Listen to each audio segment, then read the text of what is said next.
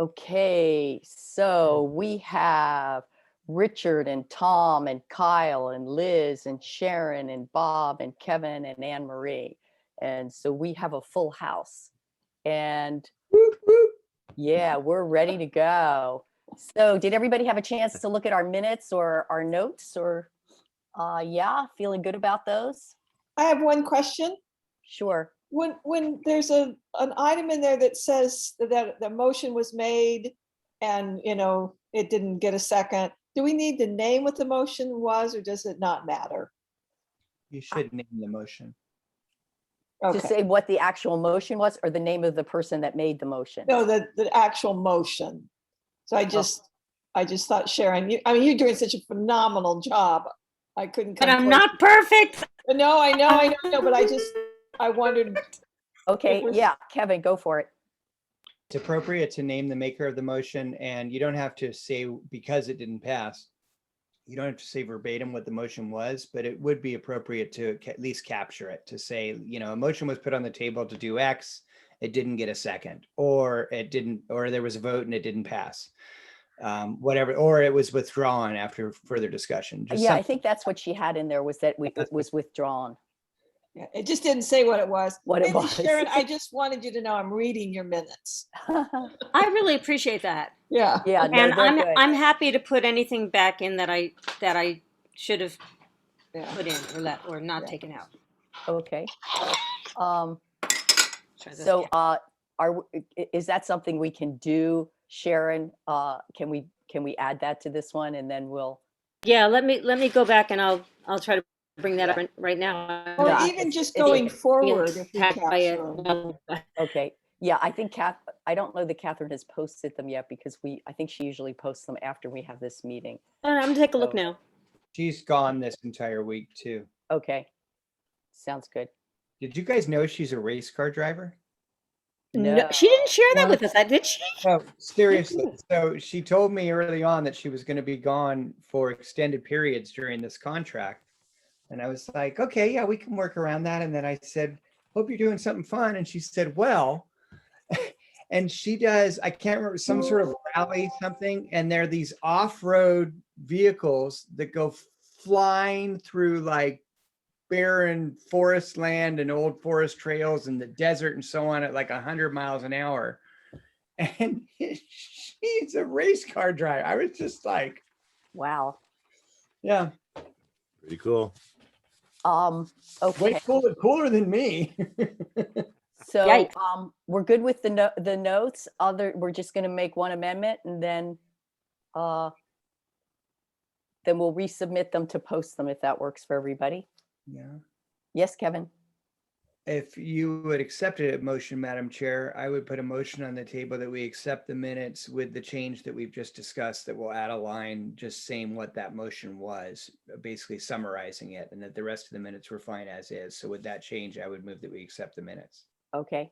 I'll second. Liz is seconding. Okay. Any discussion? Okay. All those in favor? I'm sorry, I missed that. I lost sound for a minute there. Okay. I moved that we accept the minutes with the change that was just discussed, which is that you will add a line stating what the motion was, not verbatim, but just summarizing what the motion was. And then Liz did a second on it, and we all moved in favor. Okay. So we're ready to continue our discussion about the scope of work of the Office of Climate and Environment. And that is our working title.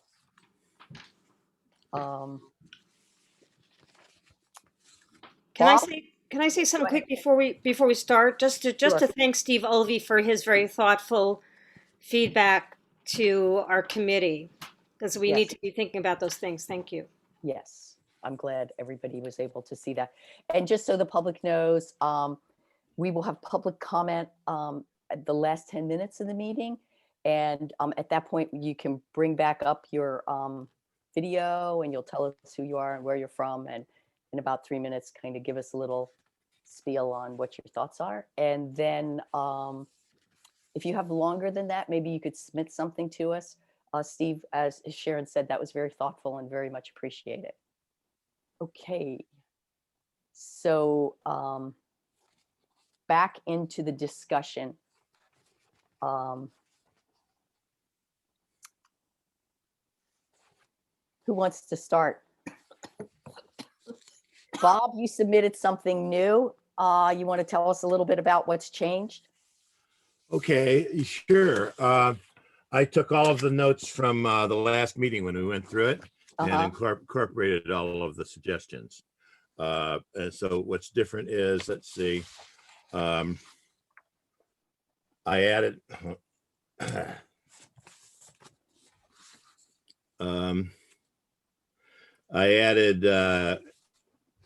code. I think you've muted yourself.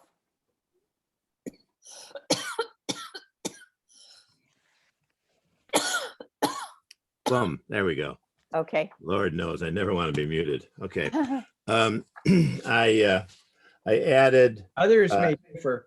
I know. That's probably true. At the suggestion of folks yesterday or last week, rather, I added to enforce all county code provisions which deal with our climate, the environment, or the rights of nature. That was added. Okay. And which section is I that also. in? Which section is that in? I'm sorry. That's the new number 6. Oh, okay. Are we looking at the same thing? Yes. Yeah. The new number 6. It says draft and all that. Bob, Yes. Liz has a question. Sure. I'm looking at what I think is the latest one sent out, and that's a number 7. Okay. Does it say draft at the top? It does. Oh, wait, no, I'm sorry. I got it. My bad. Okay. Yeah. All right. And then I added a number 7. Number 7 to challenge. Yeah, to prevent or challenge the granting of any county permit which would be harmful to our climate, the environment, or the rights of nature. Okay. Number 8 and number 9 were already in there, I believe. I'm not sure about number 9. Let's see. No, I don't think. Number 9, to conduct open public hearings with public input on matters pertaining to the mission of the department as that mission is determined. And of course, number 10 is, the Right. such other duties. So yeah, those are the things that were added at the suggestion of the committee. Other than that, we had gone through the first 5 without any suggestions of changes. So I took all of those. I have something at the top here written at the top of my notes on this thing, which didn't get added because I didn't think it belonged in here. And I don't think there was a suggestion that it did belong in here. And that was that we ought to find a way to require the council to be responsible for the implementation of the vision statement in the comp plan. And that, I think that would be maybe a different thing somewhere in the charter. In other words, it wouldn't be the commissioner that was saying, now from now on you have to do that. It would be us commanding that, if we have the authority to, which I have doubts about. But anyway, if we have the authority to, it would be us doing it through the charter rather than the climate commissioner doing it through her duties. Okay. So I just have a question. So do you see this as like a single person with like maybe one assistant, or do you see this as somebody that has the environmental resources division under them and environmental health, or what? How do you visualize this? The second, I would envision this person and the duties. You'll see at the top, I said, our proposed duties and mission of the Climate and Environment Commissioner and the Climate and Environment Department. Okay. So I see, as I think most all of us do, if not all of us, as there being a Climate and Environment Department of which the Commissioner is the head. and the person who was responsible for making sure everything got followed through. I don't think we have determined how large the department would be and what other things the department would be doing. So all I've listed here, I think Kevin did a more thorough job in talking about the mission, et cetera. I mean, Kyle. yeah, Kyle did a more thorough job about that. And all I did was list what I thought the duties ought to be. Okay. So we might want to think about some sort of combination. If you like the duties that are listed here, if you don't, then we could start with Kyle, but maybe some sort of combination of what Kyle has been saying about the mission, and more verbalization than what I've got here, which is just a kind of a stark listing of what the duties ought to be according to what I come up with initially and what the committee asked me to add last time, which I did. So that's where I think we are on this. Any questions about what I've listed as the proposed duties of the commissioner and the department? Are there any in there that don't belong there, or any in there that should be there that aren't?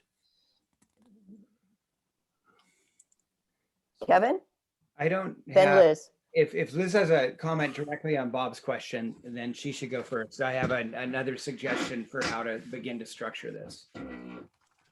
Okay, Liz, you want to go ahead? And then we'll go Yeah, back to Kevin. I just spilled my tea, so I'm trying to. Oh, So that wasn't my fault. No, not at all. My clumsy. The one in there that says, I think it's number 8, any harm that would come to nature. I think we need to look at the language of that a little bit, because essentially Number 7, anything we do, number 7. Yeah. The granting of permits that would be harmful to our client. I think we need to put some sort of finesse on the language in terms of qualifiers, because every time we exhale, we're harming nature essentially, just because there's so bloody many of us. Well, I guess hopefully there'd be some permits which wouldn't be harmful, but maybe what are you saying, Liz, that in your view all permits are harmful? Well, if somebody gets a permit to build a house and they're going to take down a strand of trees in order to do that, then if you're just looking solely through the system of trees, then yes, that's harmful. So we'll just have to find some sort of language that says unduly harmful. Pardon me? Unduly harmful? I don't have it in the moment. I just wanted to put a place marker that that's something that we need to look at, and I'll be happy to see if I can finesse that. So Liz, we would be looking for an adjective to modify harm. Yeah, an adjective or possibly finding a different way to word that in order that we're acknowledging, as a part of a system, we're, using more than our share than the system can sustain. And if we're not mindful of that, we're going to throw the balance of the system so far out of whack that it will no longer support us, i.e. if we overbuild, our water on the island won't be able to sustain it. My question to you, Liz, would be, how could we be any more cognizant of the fact than to say we need to prevent or challenge any permit that's harmful? I was just looking in terms of something that can pass. I don't think that it's too strict. Yeah, too strict. That if we say if anything that's harmful. Okay, I got you. That's where we need an adjective, like unduly, maybe not that, but something like unduly harmful, or like I was saying, a rewording of that particular thing to point to that we need to be in relationship to an entire system that we're part of, and the balance between that. We've not been cognizant of the balance in our relationship with nature. Madam Chair, could I ask if anybody on the committee has a suggestion for a modifier for that word? to address her problem that this is too strict? Yeah, go, I mean, you did, so that's, I did. I guess I did. yeah. Does that's fine. anyone have a suggestion for a modify? First of all, do people agree that this is too strict the way that it is written? It needs Yes, to be Kevin. I think there's a very fine line we need to walk between what we dream of with a nature bill of rights and then what is a combination of sellable to the voters and legal. right. And for me, I will say that I would love to see a way to give a watershed standing in the same way that, frankly, Citizens United gives corporations standing. But we are not SCOTUS. We are not the federal government or the state government. And so we are very limited in our authority to grant those sorts of powers. I've spent way too much time thinking about how we can strengthen environmental positions at the county level over the last months. And what is clear to me is the greatest opportunities we have are to strengthen existing ordinances or future ordinances passed by the county council or state or federal laws that are in place or will be in place. And so I think that a nature bill of rights, I'm not sure. I think in the near term, in the very near term, we're going to need to finalize some sort of statement and then send that to Randy and say, this is what we're thinking. How much of this do you believe we can pull off versus we're going to get shot down immediately? And again, I've said this several times, we should not stop action or delay action because we're worried we're going to get challenged. I think we will get challenged on a number of the issues we're talking about. So it's not if we will get challenged, but there's a difference between realizing you're going to have a challenge and being comfortable in defending that challenge versus our own counsel or others saying, you don't have a chance in hell. This just isn't, feasible. And I don't know where we are on that line with the drafts that Bob, you've come up with. But I think that we are very close to, if not past the time when we need some better clarification on that. And so I had a long conversation with Randy yesterday about a number of different questions. And I'm happy to share that. I was going to share a little bit of it this evening. And we didn't get answers. What I was doing with him was I was saying, here's the things that are starting to really gain traction out of subcommittees that are probably going to end up on your lap. And so I wanted to give him a heads up. On the Nature Bill of Rights, there's obviously some case law from Douglas and others, that was struck down from years ago. But I just think that we need to be clear. So I'm not saying it's too strict. I don't know what is too strict versus not too strict in accordance to what legally we have the authority to do, and then what's sellable to the voters too. I think even progressives in our community will get a little nervous if we say that, every tree has standing or something. And to Liz's point, yes, I mean, just the fact that we are populating these islands the way we do has an impact. And so if we say any impact, I would have trouble supporting that because, I have a house that has an impact. So where do you draw that line? And Bob, you're a very capable attorney, so you understand this better than me, but the words really matter. Sure they do. And they will be interpreted in different ways. And so I think that we need to be careful there. The last thing I was going to say is, and then I have another point I'd like to bring up when we're done with this discussion about how maybe to move forward on the position and the department. But I think it's very important that we totally separate the discussions of a Nature Bill of Rights and the Office of Climate and Environment, because I think those need to stand on their own. They can be supportive of one another, but maybe not even reference one another as much, but really be separate proposals that we're discussing.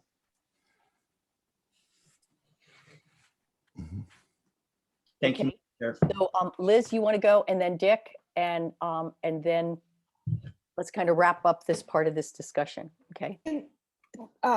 Thank you, Anne Marie. In the category of words matter, Kevin, if my magic wand worked and I rule the world, whenever we ask, thank you. whenever we ask Randy a question, we would not be asking him the words, can we do this? But we would be asking, how can we do this? Exactly. Because what I end up feeling when we talk about, we ask Randy if we can do this, I end up feeling like I'm living in a government of Randy. And I mean that with no disrespect to Randy, but I want to make sure that we're pressing him to help us figure out, as an elected body, we've said this is the direction that we want to represent the community in going. How can we get there? Thank you. Madam Chair, can I respond to that quickly? Sure, quickly. Yeah, just very quickly, Liz, totally agree. And sorry, I wasn't clear on that. Okay. We should never be asking, can we do something? We should be saying, this is what we've elected we want to do. How can we do it? Yeah, thank you. Thank you, thank you. Perfect. Okay, Dick. To the last thing Kevin said about the rights of nature and the Bill of Rights, reading what Bob sent before and currently, one of the things that makes me really uncomfortable is that most, all of us have not seen what that committee is doing. I don't know what the provisions for the rights of nature or the Bill of Rights are. So I'm completely uncomfortable about approving something that makes reference to what's going to be a proposed document that I haven't even seen. Right. No, I understand that. Yeah, I understand that. Okay, those are all good points. Kevin, you are going to help us a little bit think about how we structure this conversation to move forward. Yeah.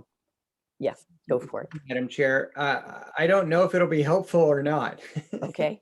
So I actually think that the scope of work that Kyle started to put together for our last meeting, I found very helpful. And while I didn't necessarily agree with the exact grouping that he brought together, I think that's the exercise we need to do.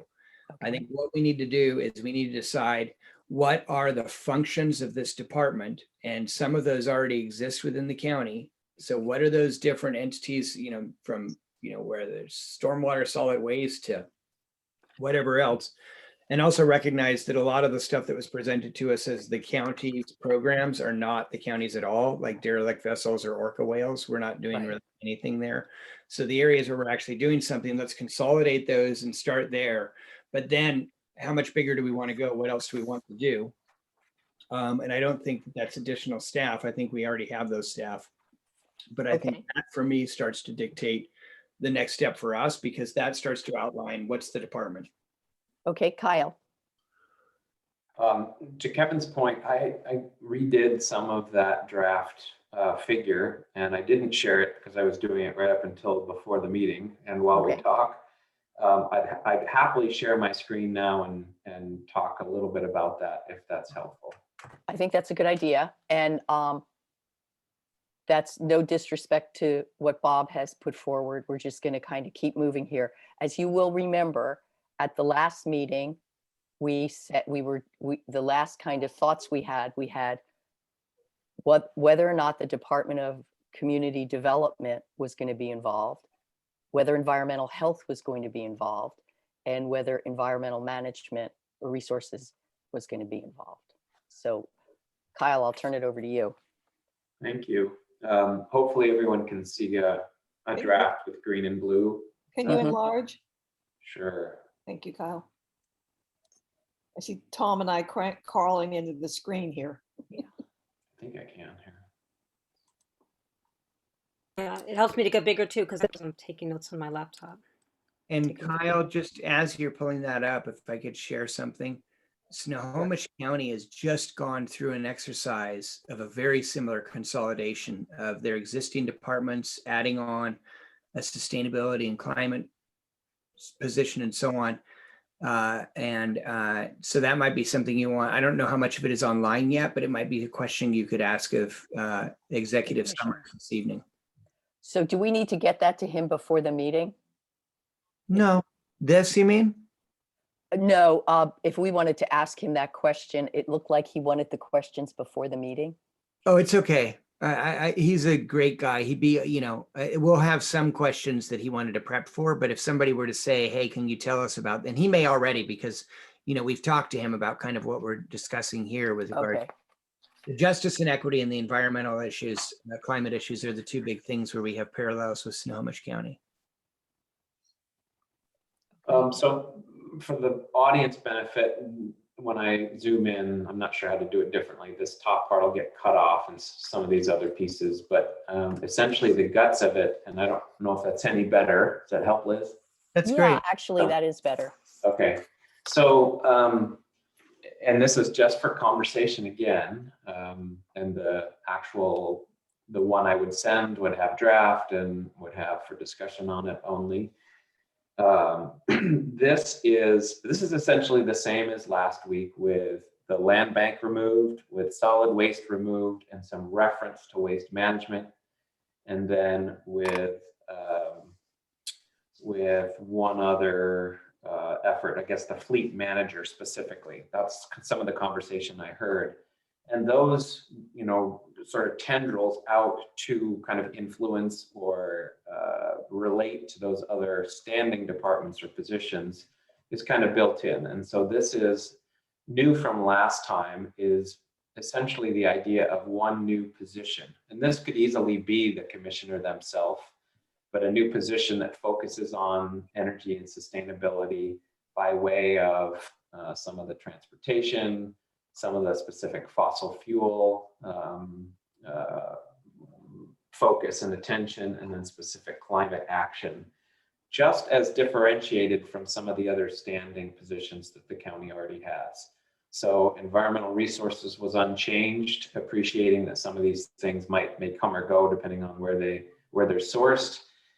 Code enforcement was kind of expanded, or the idea would be to expand that to do some kind of marine enforcement with any of the non-specific county codes, but maybe state law. And I'm not sure how we roll that out, but that's a good place to discuss.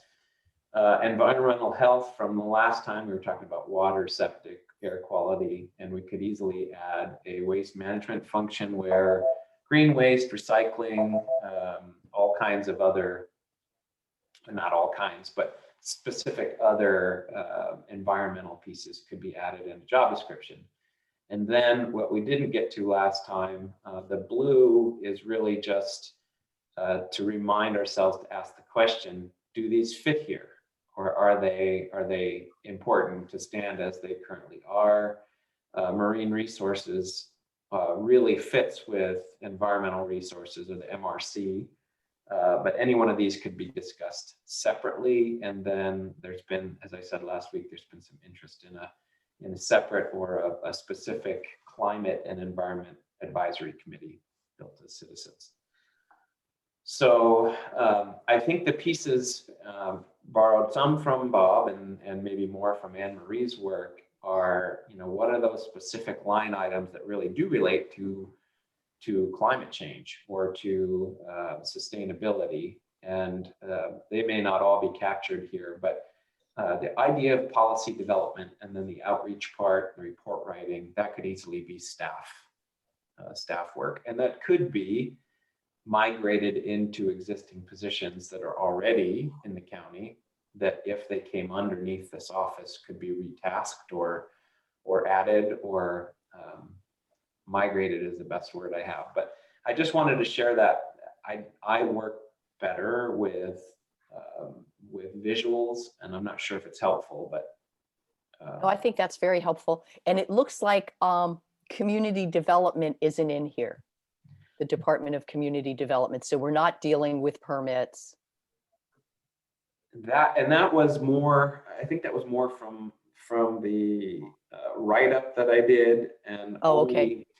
I'm not sure that I actually had the full department there. I see a split, you know, there are some, and I think Right. Tom made this point, there are, or others, Tom and others, there are a number of functions in that department that aren't necessarily specifically Right. environmental. So Right. And I mine- actually have your old one in my hand. So Okay. you did not have it. You had code enforcement, and I think there might have been a question that was move land use to this office. Was in there. Oh, that's still there. Gotcha. Okay. Yeah. Others, let's talk about this, and we have, you know, a designated period of time to do this.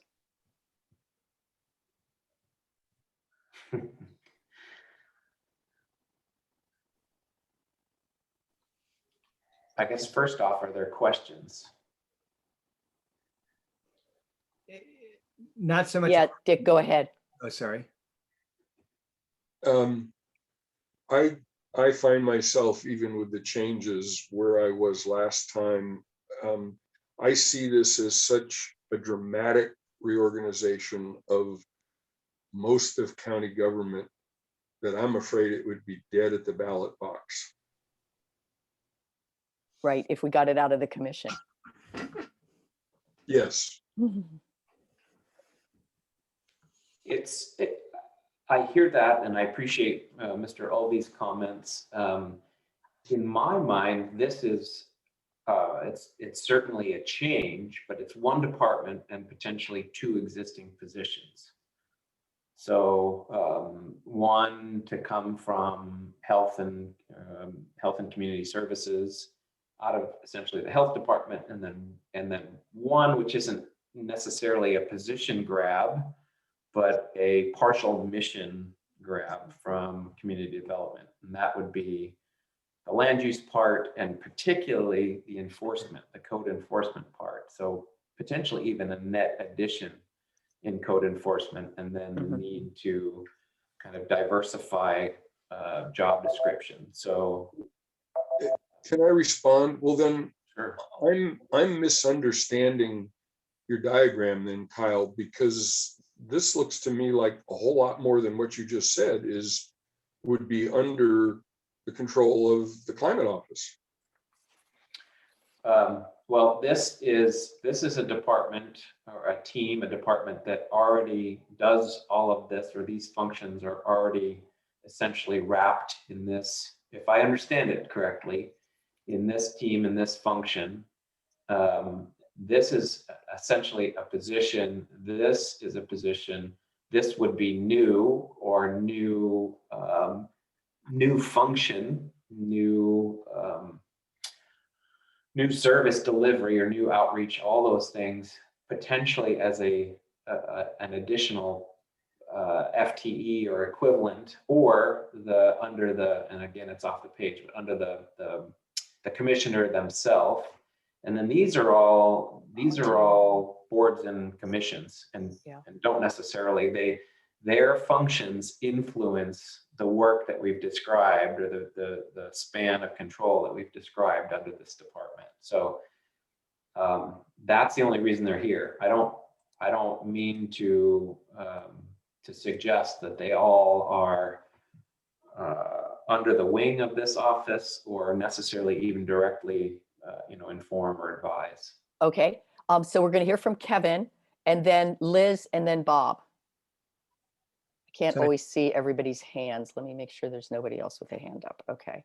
I wanted to clarify kind of what Kyle was just saying, and Dick, to your point, I think when I look at this graph, it feels like we're grabbing a lot of stuff and consolidating it, which actually may not be a bad idea. But in reality, all we're doing is taking the existing environmental resources department, which is the, I'm just looking at it here. So the breakdown is solid waste, surface water, stormwater, are the actual programs.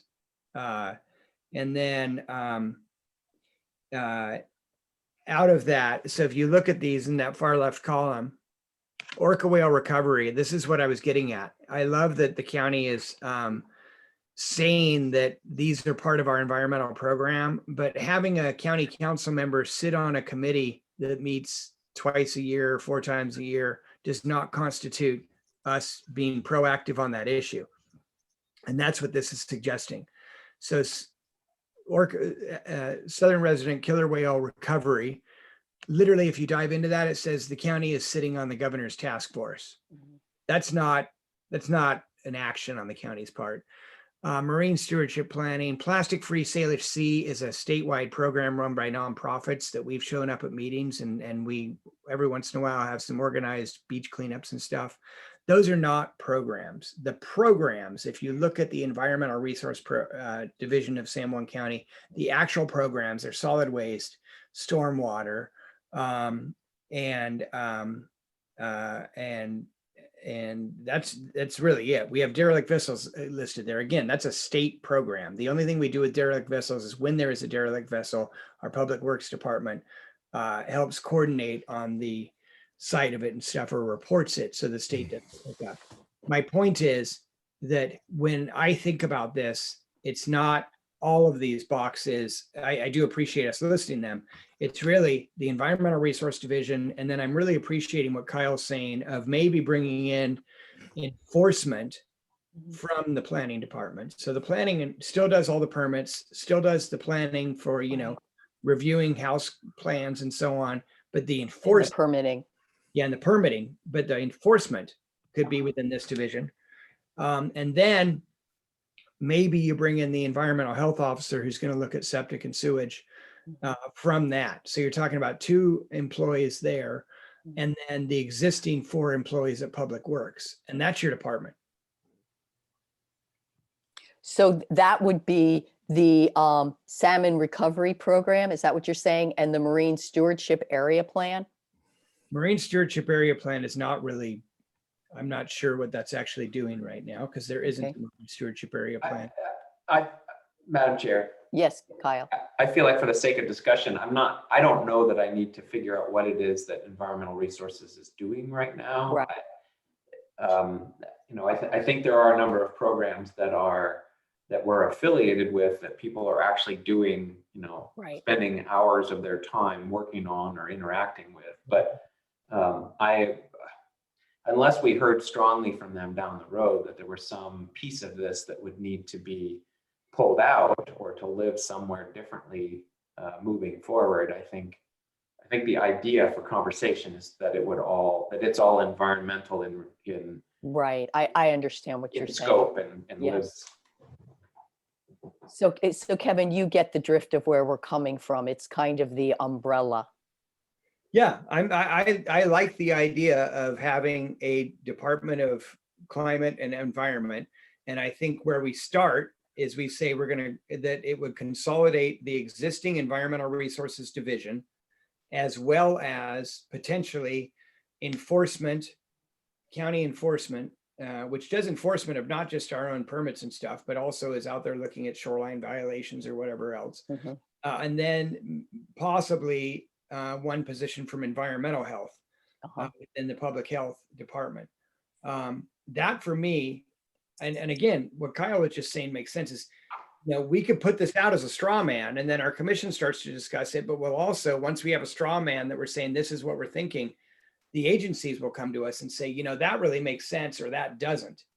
But when we put it up like this, I agree with Dick, it almost looks too big, like it's some massive thing, and it's not really. What we're talking about is consolidating just the environmental departments, which was remember a recommendation from our head environmental officer right now, was saying and from Barbara too, past employee. Best way to be. And actually, I think Erica also said that having it as a separate department would not be a bad idea. But I have to go back and check on that. I thought that's what I saw when I was going over the notes. Okay, so I think I have Bob up and Liz up, and I want to come back after they have their comments and talk about the energy and sustainability position. Okay, so Bob, you're on. Okay. My vision of this commissioner and the department, it feels like it's pretty different from what other people maybe are thinking. It wasn't that we go in and do a survey of our present government and take the things that this department is doing and that department is doing and that department is doing that seem to be environmentally having something to do with the environment or the climate, and that we bring them over and say, okay, this commissioner now does that. My vision of it was that we create a commissioner and a department whose duties are things that are not presently being done, and that we need to do to get at this problem and to make this a really positive thing that's moving forward and tackling these things in new ways. I mean, I don't think these are mutually exclusive. I mean, Mhm. I think this person is I think this person is the environmental advocate. I think this office and this person are proposing ordinances, and Right. so Okay. I don't see them as exclusive, but I appreciate what you're saying. So you're saying that there's would possibly be some room within this scheme to add some of the ideas and notions of these additional duties which are not presently being done by anyone Exactly. Absolutely. under Yeah, this. Okay. absolutely. Yeah. Because this chart is very valuable, but those things don't appear under this chart. Okay. So I guess I think we're in the just early walking on two paths. We're going Right, down the right. road with two paths, and one of them I kind of think of as what the future, and this is like, okay, so what's that future look like? I'd like to ask a question about permitting of Kevin or whoever knows the answer to this question, because I don't know very much about it. In the permit system, is there an opportunity presently for citizens or anybody who has an interest in it to challenge either the granting of a permit before it occurs or the fact that a permit has been granted? Someone outside that to step up and say, hey, wait a minute, you can't do that. Right. I'll let Kevin go ahead and answer that, and then we'll come back to you, Liz, okay? Yes. Yeah. Okay, well, that certainly could be a function of the commissioner, to look at every permit that came across and take a look at that. In response And to that Kevin? idea was added by I didn't have it in my Right. list of duties last time. The group added that, and that's why it's in there. Right. Good idea. It's the enforcement piece. Go ahead. Kevin, are you responding to that? I can't remember. I thought we discussed it at this committee. It might have been another committee. We do not want to set up a situation where one department or office is challenging legally another county Right. office. You We don't have want the discussed county to that. flout the county. Well, So Kevin, why is that? Everybody's nodding their head. Why is that?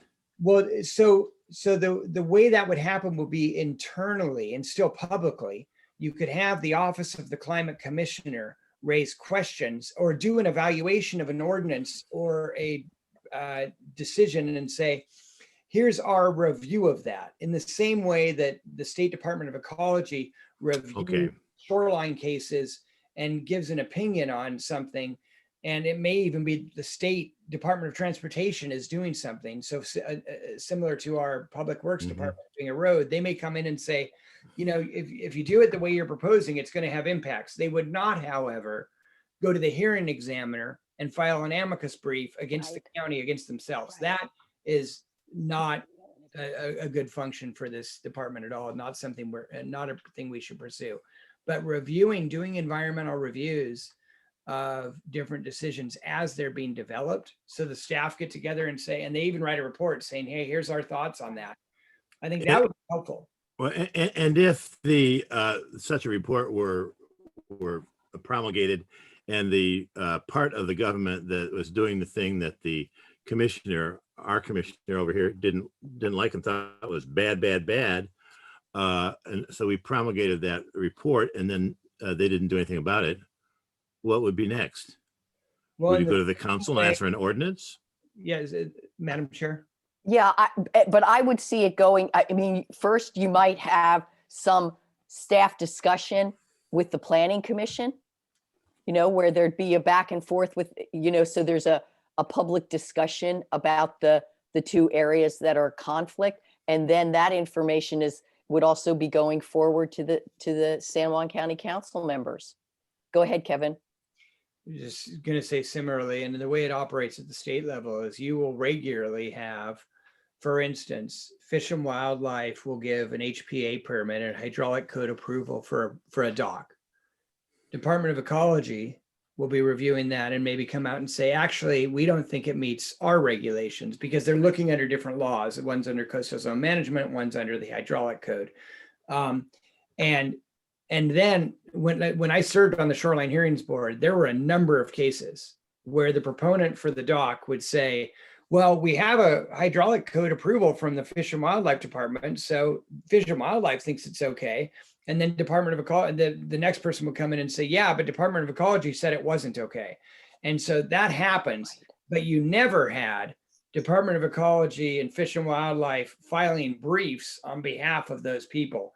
That's where you can't have the state fighting the state or the county fighting the county. You can have professionals reviewing within their scope, within their legal scope and mandate, their review of a permit, but you shouldn't ever have then those people becoming the advocates. Right. And you could, in his case, you could have the Corps of the Army Corps of Engineers come in and thumbs down it. You could have the tribes come in and thumbs down it. So, you know, that's kind of the venue and the way it moves forward. Liz, you've been wanting to say something. I'm sorry. No, fits right in. So I just wonder, has anybody taken the pulse, you know, anybody closer relationship with county staff, taken the pulse of this with them? Well, I'm actually planning, I'm trying to set up a meeting with Byron, who I forget which one of the, I think he's in the salmon recovery. He might be the lead entity now. And Barbara had suggested I reach out. So I was going to talk to him, and I can reach out to some other people. Kyle, I don't know if you've talked to any of them. I have a little bit informally, just to appreciate that there's concern out there that Sure. reorganization is creates some nervousness, I guess, about Always. job security and mission and where things fit and how certain things might move forward in the idea of a consolidation. Mm-hmm. Well, I wonder, thank you, Kyle and Kevin. I wonder if the putting on our agenda, the timing of talking with city manager, getting their opinion, their buy-in, their areas of concern earlier versus later to influence our thinking. And I know it's a little dicey in terms of it's a working draft. We don't want to put it out, too early, but I also think it's critical to have theirs. And so I just wonder about the appropriateness of setting that in motion. And then Well, that might be something that would take place with the full commission. I don't know, but Sharon, you go ahead. Yeah, it's all delicate stuff, but I just feel compelled to say at this point, all change is bad. Nobody likes change, and there tends to be a pushback against it. But as somebody pointed out, I think maybe Kevin pointed out last meeting, after something becomes normal, like you make a change, it seems real because it's the unknown. But after it's established, it just becomes normal. And sometimes that's not a good thing, but often it is a good thing. But no matter whether it's good or bad, it's going to get pushback based on understandable fear. Right. And that's been my experience having worked at the state and federal level. People don't like change, and government employees really don't like change. Go ahead, Liz. I can't help myself but say, if we don't like change, then we better be doing a heck of a lot more to get in balance with nature, because she's going to change. She's going to pull the rug right out underneath us. My other question is I wondered about if we could see, Kyle, and this falls to you, if we could see the chart within the minimal sense and what that would look like, and then have the other pieces as narratives. Okay. Yeah, Sharon. And I would offer to do it. I just don't know enough about the roles of who's who. Mm-hmm. Thank you. Mm-hmm. Sharon? Just to add to that, as we approach this, and one of the things I really feel strongly about doing as an environmental educator is that, just to keep letting people know that, we're not trying to prioritize nature over people. We're trying to bring human activity and the nature around us into harmony because we're part of it, but we often forget that we're part of it. and that we benefit from it being in balance. Okay. I wanted to make sure we talked about the energy and sustainability position. Yes, Liz. I just wonder if I could get an answer to my question about the chart. Is that valuable to anybody else or, thank you. Uh-huh. Kevin. Kevin. I just messaged Kyle about potentially joining me tomorrow. And if that can happen, or Kyle, I can work around his schedule as well. But I would be happy to work with Kyle to kind of think through this and come up with the minimal of kind of what we're talking about. And then it will be enlightened and informed by the conversation we're about to have with regard to climate resiliency position. Okay. Does that work for you, Liz? Yeah, because I think part of what we need to do is not scare ourselves or the rest of the community as they begin to tune into this. Right. I agree. So thank you. Okay. Yeah, that'd be Appreciate it, great guys. if you guys could get together on that, and that would be very helpful. Okay, let's talk about the energy and sustainability position. And I'm going to mute because the dogs just got here.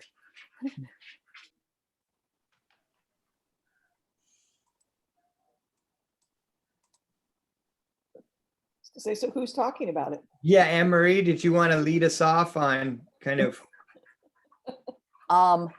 Actually, honey, just a second. Yeah, go for it. Yes. Sure. You just got honeyed. We got know. a lot of activity going on here. Quick sidebar. One time I was driving in my car and the phone came up as blocked, which our home phone number has been for years, because when you're in public office, you don't ever want to have people to have your home phone number. So I thought it was my wife, and I picked up the phone and I said, "Hi, honey."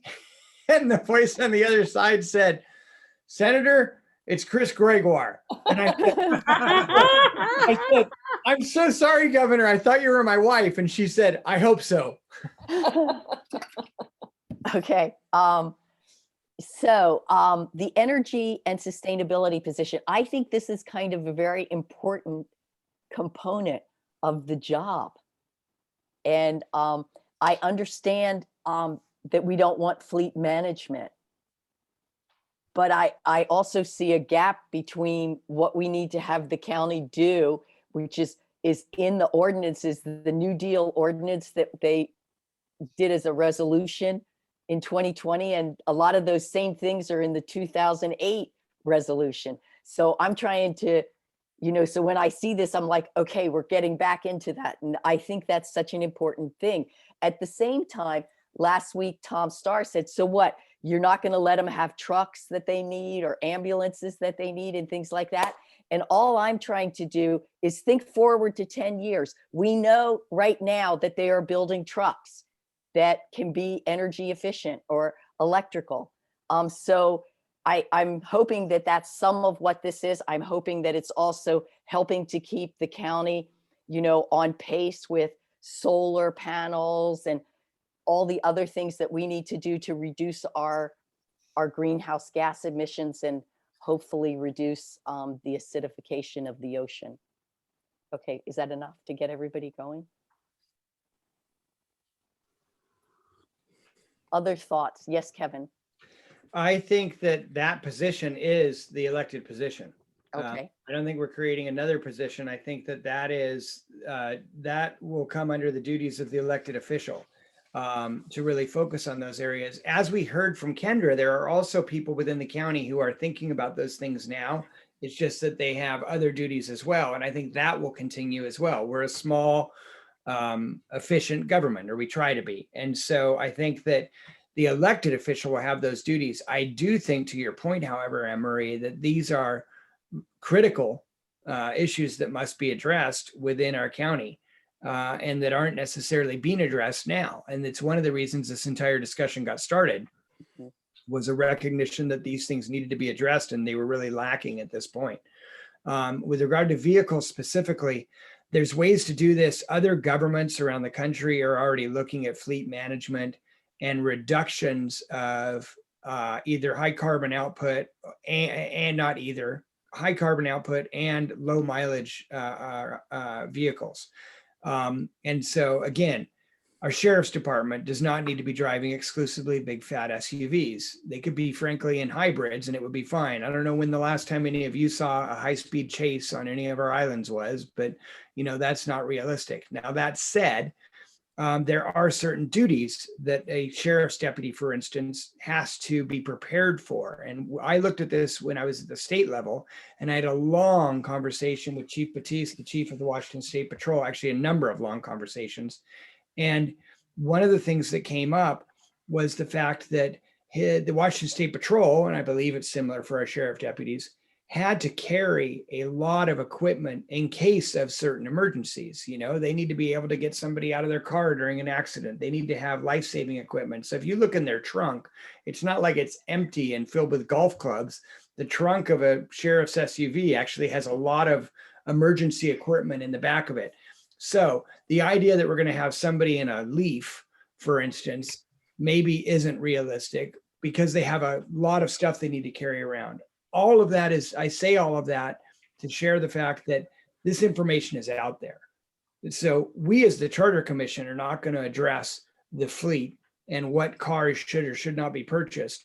But this position in this department could work with county officials in public works and the sheriff's department to say, here's suggestions for how you dramatically decrease your carbon output and your increase your fuel efficiency. And there's examples from around the country on how to do it. The question, sorry to be so long-winded, I know it's almost the norm with me now, but the question I think for us is whether or not we put some sort of fleet management or oversight in this department as opposed to just leaving it in the other departments entirely. And I think that's an interesting question. And for me, I start to fall down upon the oversight because I do think there's issues of fleet management within public works that are an expertise within fleet management that aren't on the environmental side. What kind of tractor do you need? I don't know. But some sort of oversight on that might be interesting. Sharon, go ahead. Yeah, I just want to support that because that brings up the conversation that otherwise probably would not take place at all. And it brings in helpful information that someone else might not be having time to. Any other comments? Yes, Bob. I don't have a comment about what he just said, but I have a big question I want to ask. Okay. Can I do that? Yeah. All right. And this comes partly out of my position as the chairman of the process committee, which is working on the Bill of Rights or whatever it's going to be called and whatever it's going to contain. A significant, a bunch of folks on this island are interested in this concept of the rights of nature. And there are a lot of other people who think that that is silly, and then probably people in between who never heard of it and don't know what it means. And the we're over there drafting this what we're calling a Bill of Rights, and there's all kinds of rights that can be enumerated that it's important to protect for our fellow human beings, how we treat each other. You know, there's all kinds of rights like that. But when we start talking about the rights of nature, I guess I'm beginning to feel like I need to ask the question, do we need to put the brakes on that? Because if this group is not interested in having a climate commissioner, for instance, who will have as one of her duties to enforce the provisions of that Bill of Rights, then I don't think we ought to be wasting a lot of time on it, okay?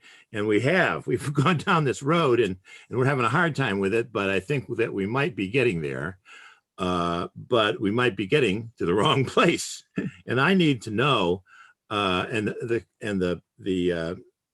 the process committee needs to know if it needs to put the brakes on that and just wash it out and do something else. I would be kind of a little bit heartbroken, and I know that there would be a bunch of people who would be sad to see that go. But why? I mean, we're at the point now where it is appropriate for committees to coordinate, right?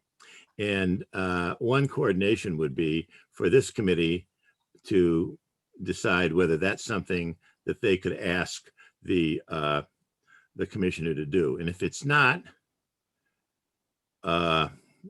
we need to know that. Okay, so what we've talked about is, at least in my mind, environmental protection would cover a lot of the Bill of Rights for nature.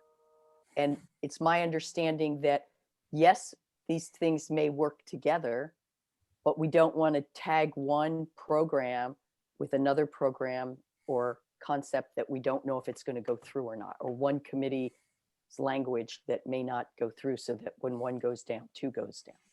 But Anne Marie, environmental protection might cover the human being's right to have plentiful supply of clean, healthful water, drinking water. But it wouldn't necessarily cover the right of this babbling brook that's got the clean, healthy water in it, or the water itself, to have a right to exist without the harmful effects of the enterprises and activities of human beings. You see, those are two different things. And if that's really way out there and not a concept that we are willing to support, then I think I come at it from a different direction, which is that babbling brook would support other species, whether it's, salmon or, some other small creatures that birds and eat, and it grows moss and, all those other things that fit into the ecosystem. So I see that as part of environmental protection, but I think it's going to be hard to act or to try to move forward on some of the issues that have, as I understand it, and I thought it was an NRDC case, Natural Resources Defense Council case, that went before the Supreme Court, and the Supreme Court said the trees don't have standing. And I know that was many years ago. Maybe it was Sierra Club, I don't know, but I don't want to get into that conversation right now, because that's like, that's another track. And we actually have something else we need to do at this meeting today, which, but I don't want to not allow other people to go ahead and share their thoughts. Liz? This so gets to the point of our struggle, because we're not protecting the rights of nature. We are nature protecting ourselves.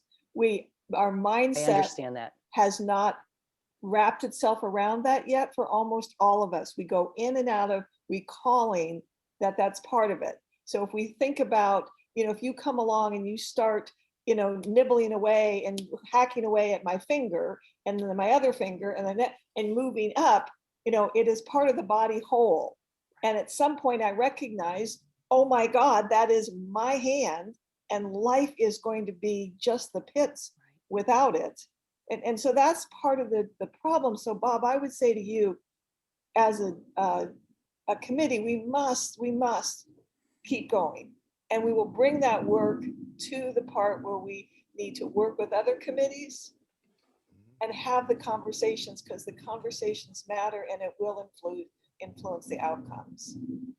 Of course, it will. Yeah. That's my point. Yeah. Because it's a philosophical change. This Charter Review Commission is working with a philosophical change that impacts the whole of our species, of the planet. It's a very big deal. So it's no wonder that we struggle with it. We're working to come from a different mindset, the Industrial Revolution. It's that large kind of that, a woman is a human being and has rights unto herself. Nature is, it's that level of thinking that this position represents, and will also need to be part of a campaign to help all of us course correct our thinking. If 5 people on this commission, on this total commission, believe in a concept called the rights of nature, I want to stop wasting my time, okay? Because there's a bunch of issues. It's an important issue to me, and I think to you, Liz, but it's not necessarily to, I just don't know. Okay, guys, Yeah. Kyle, and then Kevin, and then Dick. Okay, and then, Sharon had her hand up earlier. oh, Sharon, would you like to say something? Yeah, I just want to say that, we are trying to push for, philosophical changes here, but we don't have the power to impose anything on the county. Everything is going to be voted on, right? So how Sharon, you're muted. Yeah, Sharon, I you just went off on us. did you I was done. Did you hear Okay. what last thing I said? How nervous should we be? And then I muted myself. Okay, so then I had Kyle, and then I had Kevin, and then I have Dick. Thank you, Madam Chair. I was just going to say, I think one of the important questions before we move too much further is, what's the scope of this office? What's the scope of the commissioner? And is that, we've put climate and environment in the title. I think it makes sense. It's a lot of work, but before we meet again, I think there is some necessity to working through findings that might be future friction. So if this ends up being a really small department or office, light on staff, and meant to make really appreciated advances in what we've talked about in terms of vision so far, where are the places where the office might kind of run into some other agencies, run into other county staff, not because they don't share an endpoint, but because there is, there's a lot of time, for instance, taken up in just trying to work to advocate or to try and lobby another person to accomplish something. Just in trying to convince the fleet manager that this type of vehicle or this brand, whatever, is important, is another step, and potentially challenging or potentially a showstopper to some of this, in my view, to some of this forward work. So I will work on identifying some of those places where I see a challenge between a svelte and very small department office trying to push forward an agenda against a bigger machine versus, and I know Dick and others, I get it. A really big umbrella agency might not have been, or a department might not have been what we were looking for initially, but I think we need to make that decision at some point and then decide how you get some of these other climate action, fossil fuel reduction, renewables, ocean acidification, how the doing of that happens in a job description. Thank you. Madam Okay. Chair, may I clarify my request to them? I'll be brief. Okay, I just want to clarify that when I made a request for a simpler flow chart, it wasn't to make the office smaller. It was just to be really clear about what was actually getting moved and added. Not that the job and the scope of it changed, but just that it was really clear to see the level of impact on departments, real people, where they sit, where they report to. Thank you. sure thing. Okay, so we have Kevin, and then we have Dick. I'm going to pass for now. Dick?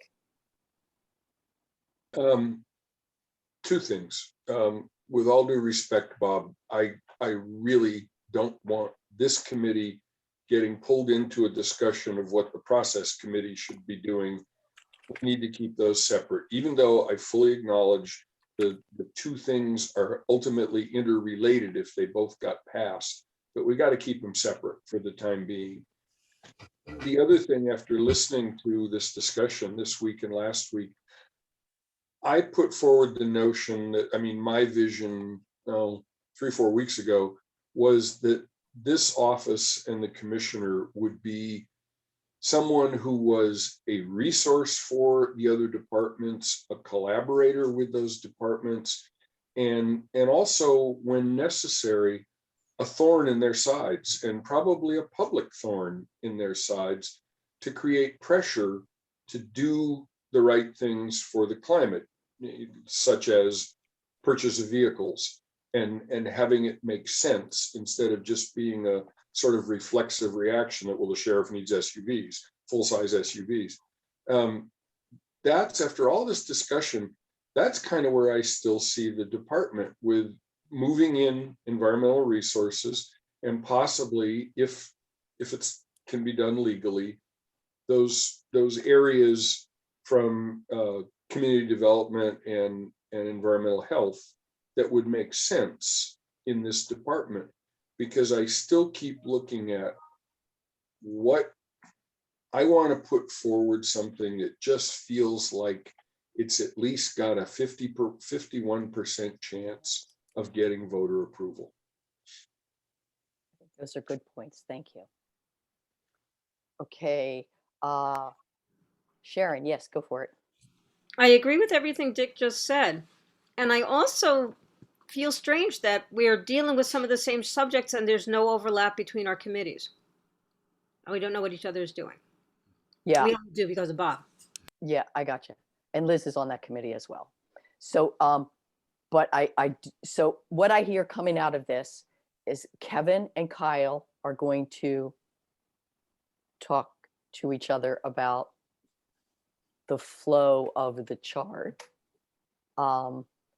We still have a pretty good position, mission, description, I think. Kyle's going to look a little bit at some of the friction points. And what have I forgotten about for this section? I think Dick's words were great. Just to add to that, Anne Marie, Dick's words were great. You know, a resource. What were Yes, the a collaborator and a thorn. Yeah, yeah. That, I think those are great things to be sure and include. Right. Kevin, did you want to say something? Yeah, thank you, Madam Chair. I wanted to respond to Bob's question earlier about kind of, are you spinning your wheels? Okay. I don't think you are. I think the question for me is not whether or not we should have a rights of nature statement in the charter. I'm fully supportive of that. The question for me is whether or not that is a shall or a should, and whether or not that is kind of a separate section or a preamble. And what I'm getting at there, which you obviously understand, is it something in the beginning of the charter that says throughout the charter, the decisions that are made, or the decisions that are made by the county, need to be appropriate and consider these sorts of things? Or is there a possibility to give it some sort of teeth, like the research that you've done? And that's the difference between a shall and a should. Is it a you should do these things, and that means, you know, you should consider them, but we also know that half the time they don't get considered then, kind of like our comp plan? Or is it a shall? Do we have the legal means to say certain rights of nature do exist? And I'm not, while as I've said, I appreciate that idea, I haven't found the legal backing to support it yet. Anne Marie brought up one example, which is there's individual species and individual habitats that are already protected. I don't think that falls within a rights of nature. I think that falls within this protection, this office that we're creating. And to Dick's point, this office would be the ones who would say, hey, you're not doing it right, and I'm going to be a thorn in your side until you do. Or collaboratively, I would hope would be the more common way. They would go into departments and say, let's work together to rethink how you're doing this so that it's a win-win. It builds the road and protects the salmon, you know, so. Okay. Yes, Kyle. We need to unmute you. Sorry about that. I don't know how much longer you'd like to talk about this, but I wanted to propose a look at a quick another diagram I just did, but it can certainly happen offline. Go, Kyle. Yeah, go for it. And only because, to Liz's point, but while we have time and while I have everyone here, I just wanted to look through this list here of pieces that are goals that we have for the work of both the office and the commissioner. And I just wanted people to, you know, give some thought to what other work are we trying to accomplish through this position. So advocacy, action, outreach, review, enforcement, lobby and promotion, research, as in, you know, resource to the balance of the county, and then to Dick's quote, collaborative and thorny. Kyle, can you make that a little bigger? Probably not. Yeah, Yeah. that's okay. Madam Chair. Yes. Sorry, Kevin, did you want to say something? Yeah, so in some of the research I've been doing, I've been looking into, could an independently elected official, for instance, pass their own ordinance? And that, while there is some case law and some issues that I look forward to raising with Randy and having some discussions that would suggest that that may actually be a possibility, I'm not sure. What is clear is A, we have the authority to create the elected position. That is 100% clear. And the precedent around that is that, keep in mind, nowhere in the Constitution or in state statute does it discuss any county executive at any level. That is entirely created through county charters. So every county that has a county executive, an elected county executive, has been created through their charter. So that's an interesting place to look for the authorities this person could have. The reason I bring this up is, Kyle, one of the other things that is clear that they would have the authority to do is to adopt rules. And so those rules would have to, however, be based upon legislation. So in this case, ordinances and possibly resolutions that were passed by the county council or by the state. And so another action that I would put in here would be rulemaking. And we need to define that further through additional research. But I do think that that's an important and strong opportunity that this department would have. Okay. So Kyle, you had your hand up and then Bob has his hand up. I'm good. That was a clarification. I got it. Thank you. Okay, Bob? Kevin just now was talking about the authority of executives, and I just wanted to point out that King County up in Seattle, they've got a home rule charter, and they have an elected county manager who does have veto power over the ordinances that are passed by the county council there. Okay, it's not something that's just impossible to conceive of. Now, there is an important difference there. The county council up in Seattle doesn't have any executive authority. The executive authority here in this county is given to the legislative authority. Obviously is given to the county council. The executive authority is given to the county council, except where the charter gives it to another person or body. Okay, and examples of that would be the elected, the people who are elected in the various departments, and the charter, according to that provision, could create a executive over to the side here who had particular authority, and that authority, I don't know why that authority couldn't include the possibility of vetoing an ordinance that is unhealthful to the environment. There you go. Period. Thank you. Any other comments?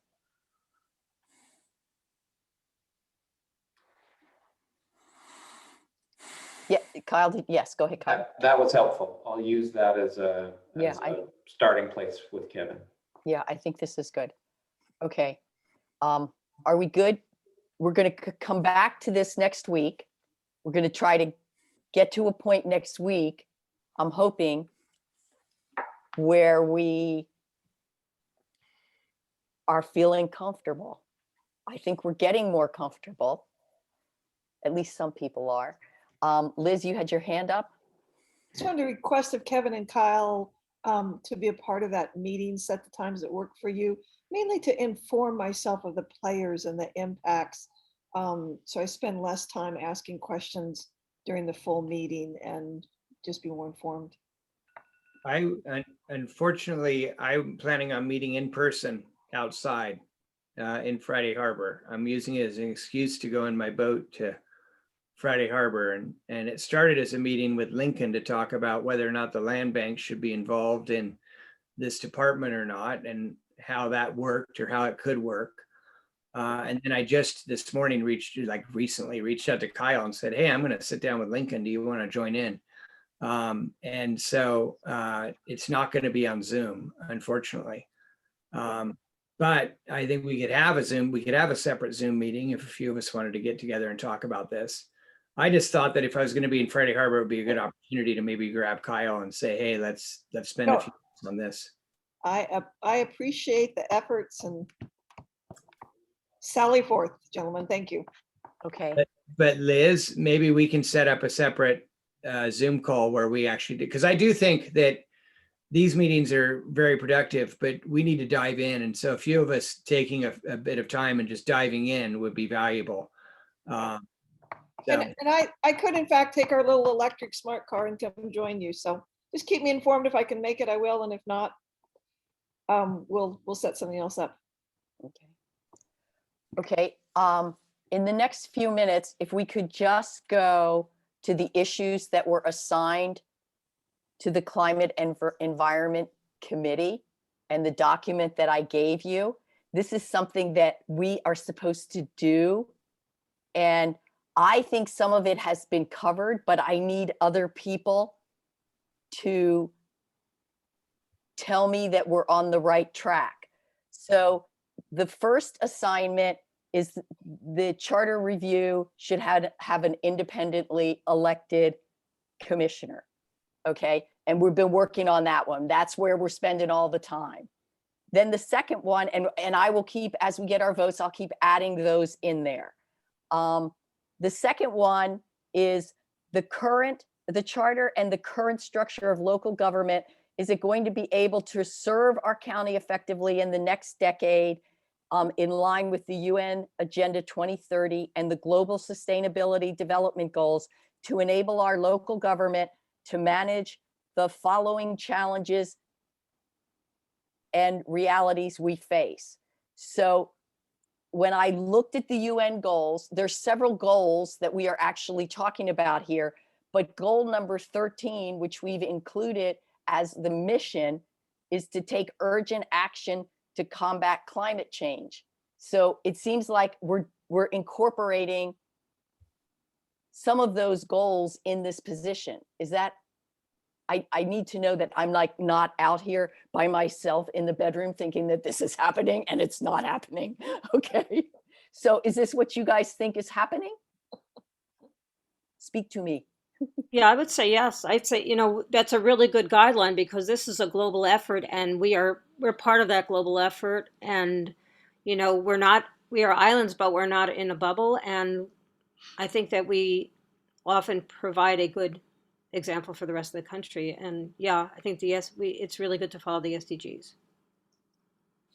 Yes, Bob. I'm beginning to wonder, and hopefully this is not the case, but I'm beginning to wonder whether we are doing anything new that's not already being done, whether we're actually proposing doing anything new that's not already being done. So I imagine most people would disagree or would say, yes, we are doing new things. I just don't know what they are. Okay, so when you say, are we doing anything new? Are we proposing? Are we proposing anything new? Okay. For the climate commissioner to do?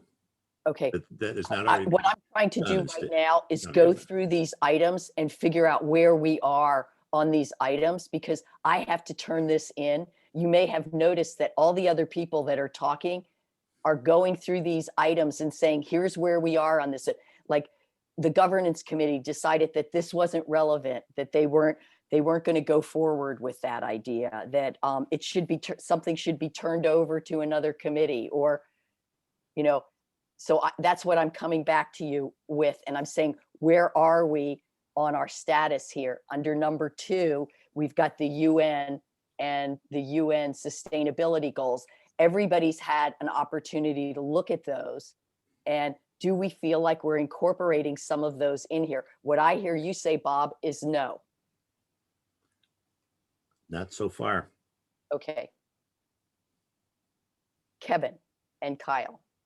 I don't think the UN SDGs, I think they're really important. I do a lot of work with them. I think they're great guiding principles. I do not think that they are the guiding principles for this. I think that they are something that we should reference and keep in mind. That said, I think that the focus for this group is doing some really good new things, particularly the fact that we're talking about the potential of really acting upon climate change, which hasn't happened in this county ever. We've done the whole beginning of this conversation was there's been 2 resolutions and none of them have been followed through on, not one item in those resolutions. What we're talking about is creating a means for following through on those. So the new graph that or org chart that Kyle just put up for me starts to get at that.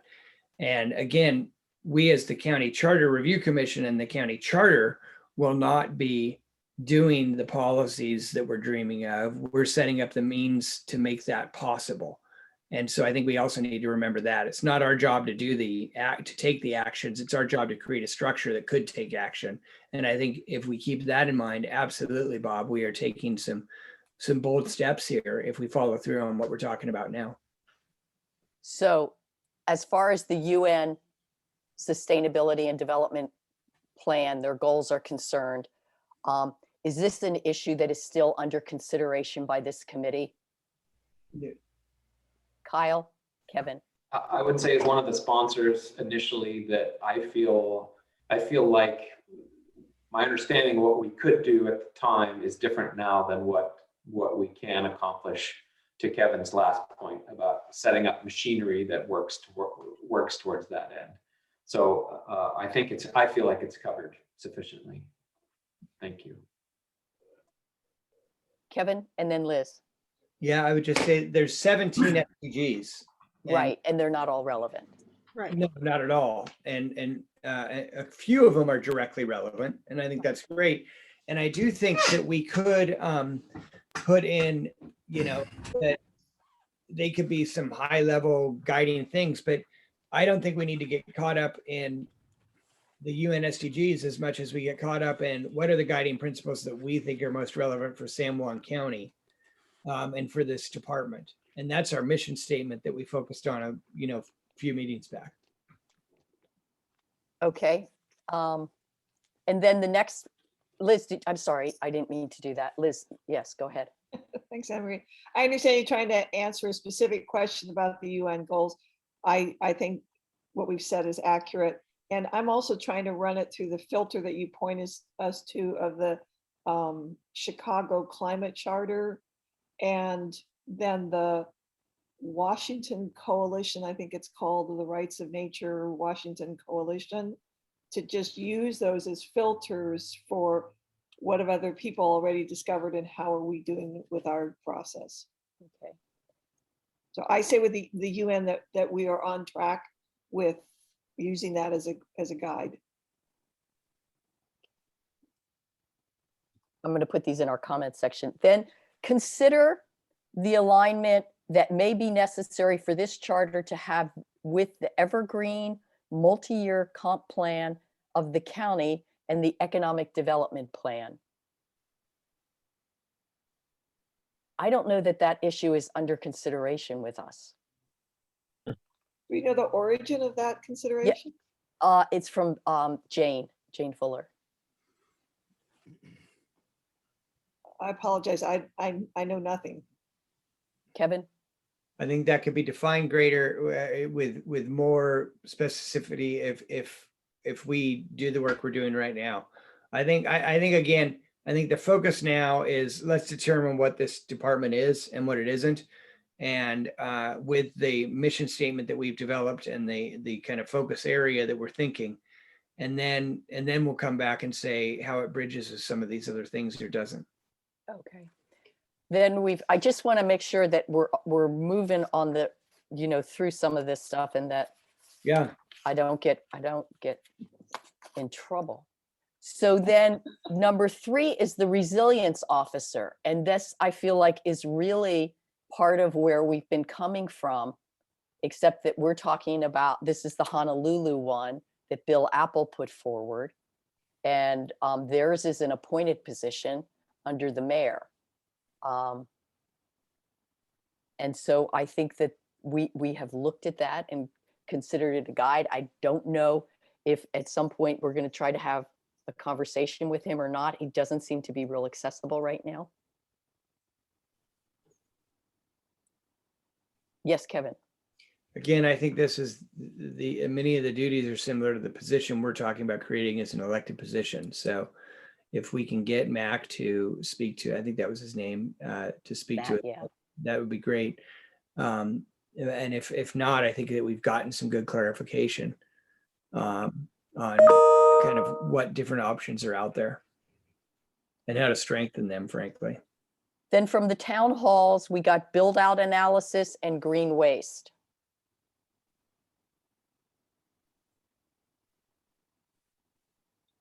Say again, Anne Marie. We got the build out analysis, which is something that Joe Simons has talked about for many years.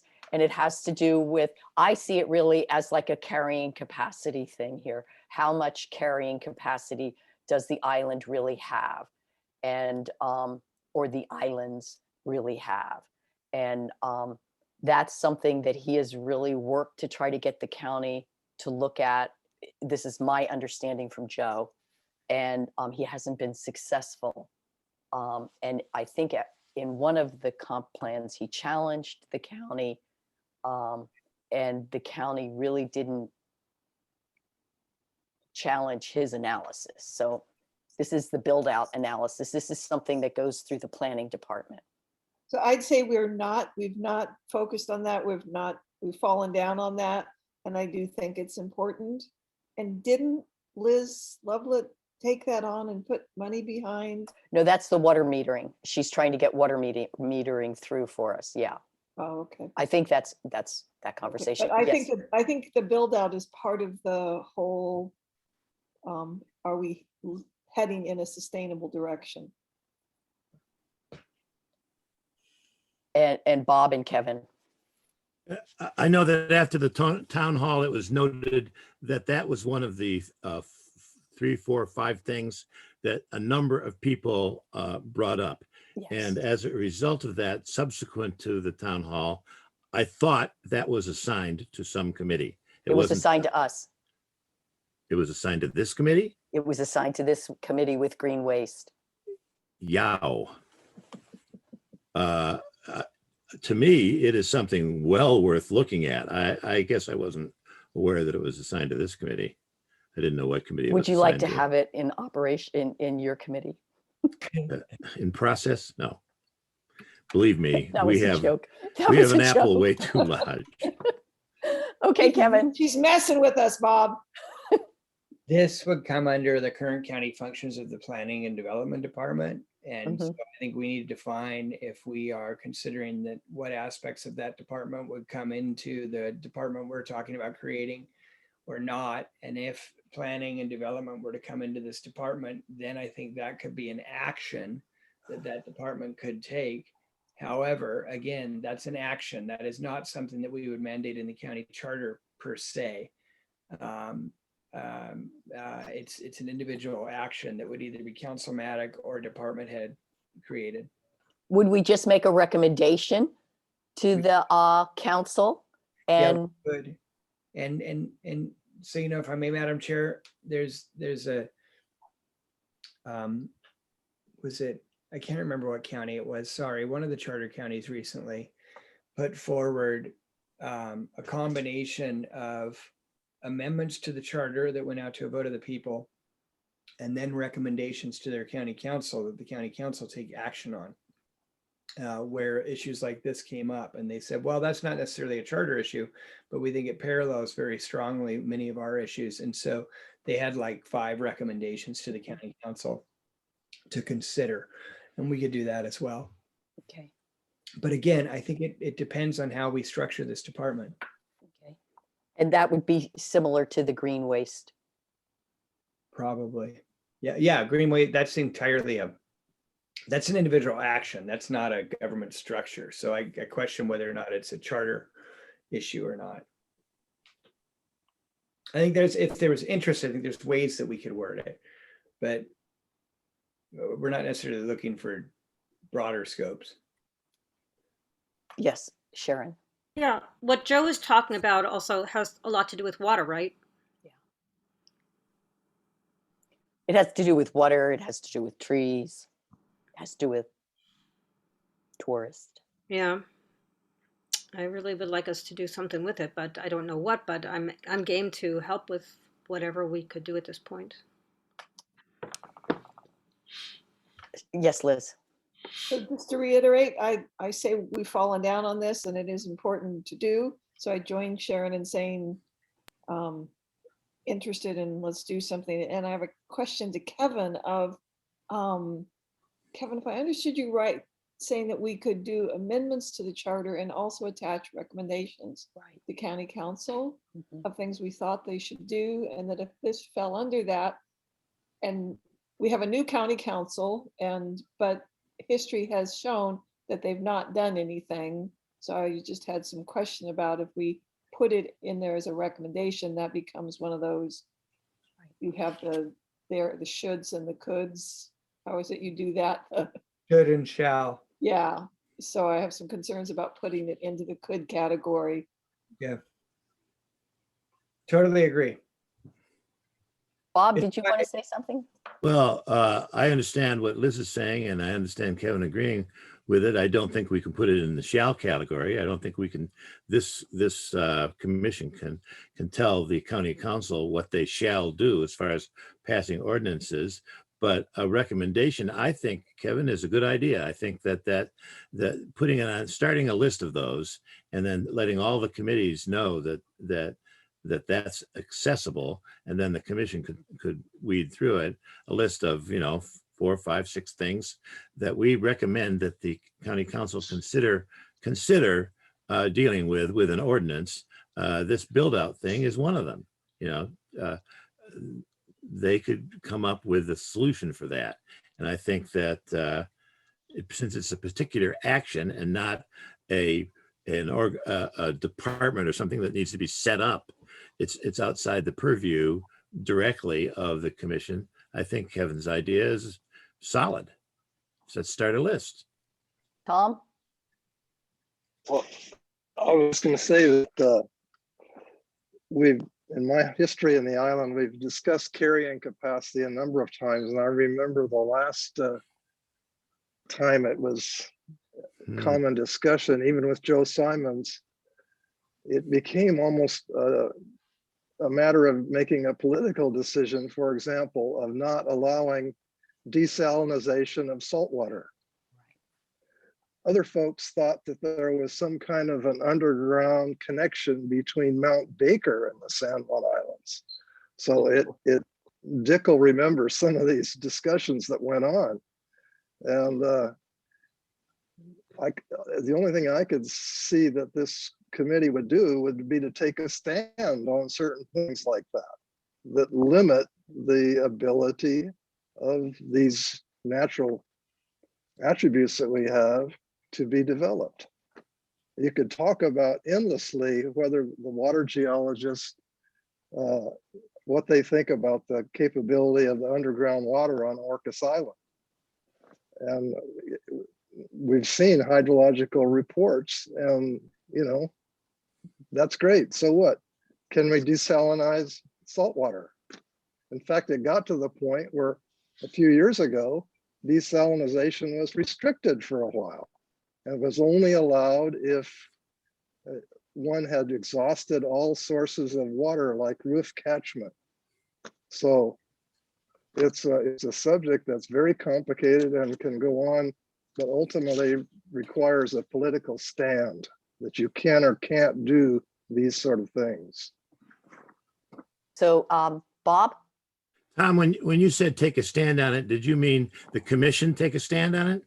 Oh yeah, somebody has to. How would we do that? What would that look like, Tom? You would take a position against desalinization of water, that the inhabitants are only allowed to use the natural water that falls on Lopez Island. That sounds good. Is that in our portfolio, Kevin? I don't see how No, it's not. I don't see how that fits into the It's charter totally review. outside the scope of the Charter Review Commission. Yeah, that's like crazy. I'm sorry, I shouldn't say that. Go ahead, Dick. Well, I was just going to make the point. We've got to remember we get to deal with the structure of county government. We don't get to talk or impose policy or ordinances. We can recommend things to the council as part of our final action, but all we can really do in terms of firm actions is affect the structure of county government. Tom, did you want to say something else? You have your hand. No, I mean, Dick is totally right on that. I was just trying to give a little bit of background for when these things were brought up before and the Right. Yeah, variety it's of opinions that ensued. Yeah, right. I hear If we you. want to sink any chance of any of our proposals moving forward, we should take actions like that. Okay. Any other comments? You will see my updated status report soon. Great Can I job, make Madam one more Chair. comment?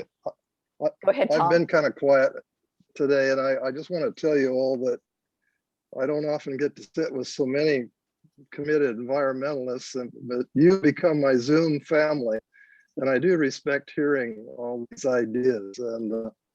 But I do want to say that I agree with most of the considerations in Steve Olvey's letter, and I think that there's lots of ideas here that are doomed to failure at the ballot box. And I appreciate his letter, and I just want him to, I see he's still here, and I wanted him to know that I agree with many of his aspects. So thank you very much.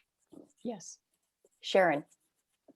I appreciate your comments very much, Tom. And I'm just curious, do you feel like you have a pulse on the county, overall makeup of the voters across the county? Oh, nothing more than an old timer would have, and seeing things discussed in the past. And, I really appreciate becoming more aware of all your concerns about the environment. And, there's words like in Bob's item number 2, determine if effects of those ordinances would be harmful. Well, what's the limit on harmful? And I remind you of the words in our environmental rules now that says it has to be probable, significant, negative environmental impact. In item 7, to prevent or challenge the granting of any county permit which would be harmful to our environment. To what extent? The current status of our reviews calls for probable, significant, negative environmental effect. That's quite different than saying blank harmful. So Yeah. a lot Bob of these and Kevin. words just aren't going to fly. And Tom, that's a very helpful comment. I think that at least in my list, that ought to be changed to something like what you're saying. Something more definitive, where the feet are really held to the fire of the commissioner to demonstrate that there's a problem here. So what were the words that you used? Probable? Well, Dick was much more familiar with the use of this than I am, but as my memory, the terms are probable, significant, negative environmental impact. Probable, significant, negative environmental impact. Thank you. I'm going to take a look at that idea. I think that's very potentially helpful. All right, thank you. Okay, so we're going to hear Kevin, and then we're going to go to public comment. Just very quickly, I was just going to say that my 4 years on the Shoreline Hearings Board was one of the most valuable learning experiences of my life, literally, with regard to how to write these sorts of things. And Tom, your point is extremely well made. And it's one of the reasons why I keep reiterating with the full commission that we need to be very prescriptive. And when we are prescriptive, that means our language needs to be not vague, but very clear on what it is we're doing. And that needs to be that the words we use are deliberate and prescriptive. They are also within the law and the scope of this commission. We can't use words that are vague because they will get interpreted vaguely, or no action will take place.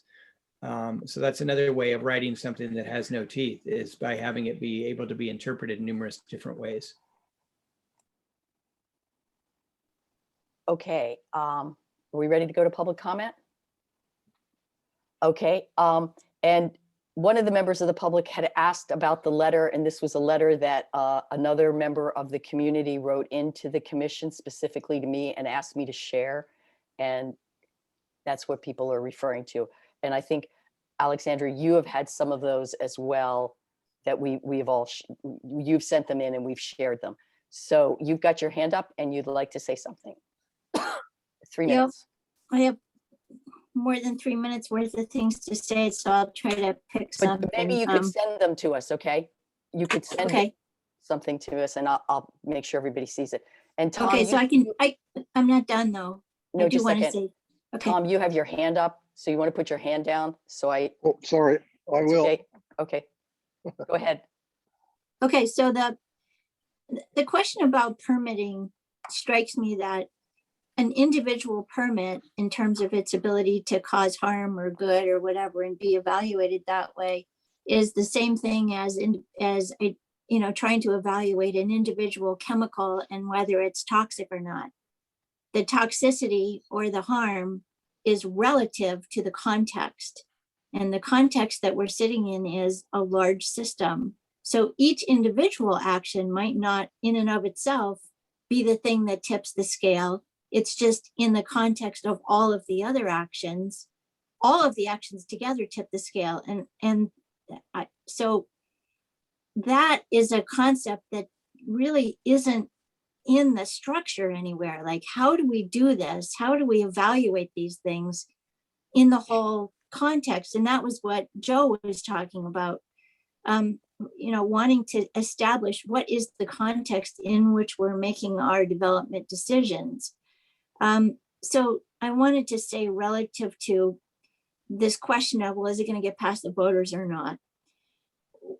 With the question about the rights of nature, I want to say there are two ways of looking at the rights of nature. And there's obviously a real difference of where people are coming from when they're talking about nature itself in all of these conversations, in this and in the process committee.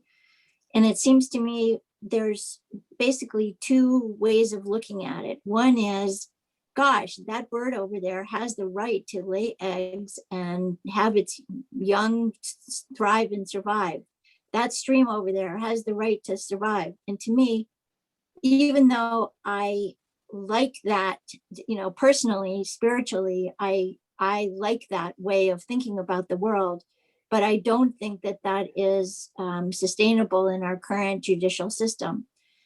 Rather, I think where we are and sort of need to go is to recognize what nature really is. When you really try to define it, it's an interdependent, regenerative, self-regulating, evolving web of living beings: sun, moon, water, air, land, minerals, physical, and maybe even metaphysical forces that cycles in the solar system and in the universe, in the time-space reality that we recognize. It's a web of life. So to me, the rights of nature become the rights of all living beings to live and thrive in nature, because nature is the thing that allows life to happen.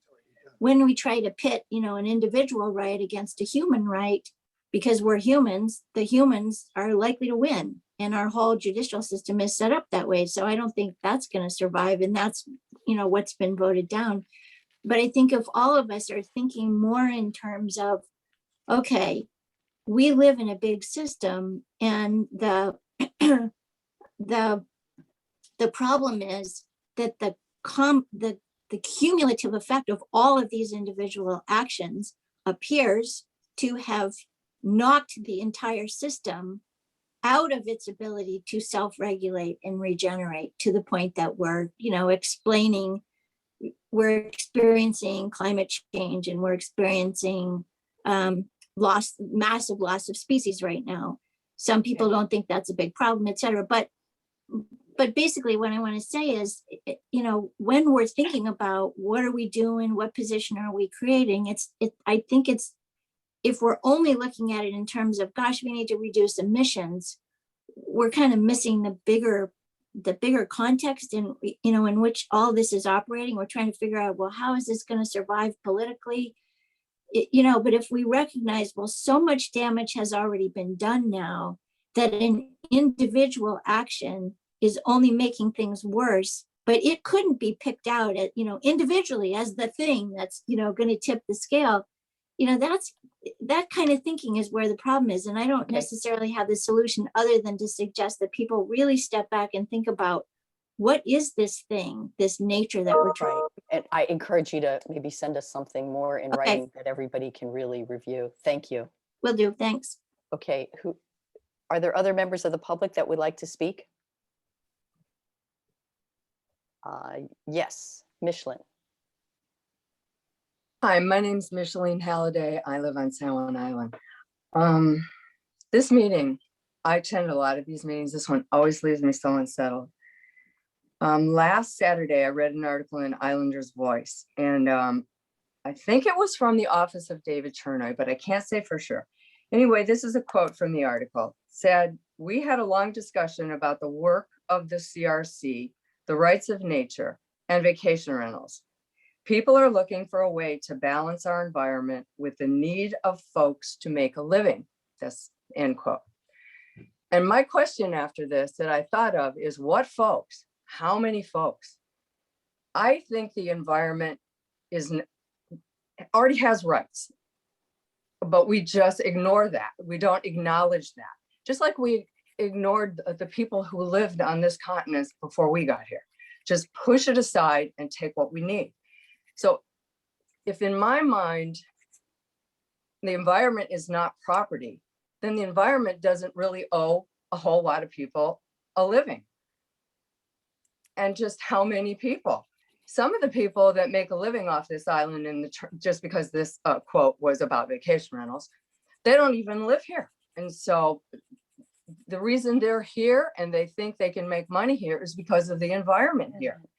So if we let that deteriorate, it just hurts everybody. But again, my question is, how many people can these islands, the environment on these islands support, and do they owe them a living?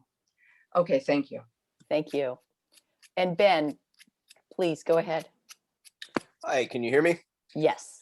Hi, my name is Ben Bama. I live on San Juan Island, and I wasn't able to attend all of this meeting, but I came a little late, but I did want to just go on record giving my public support for including the rights of nature in this.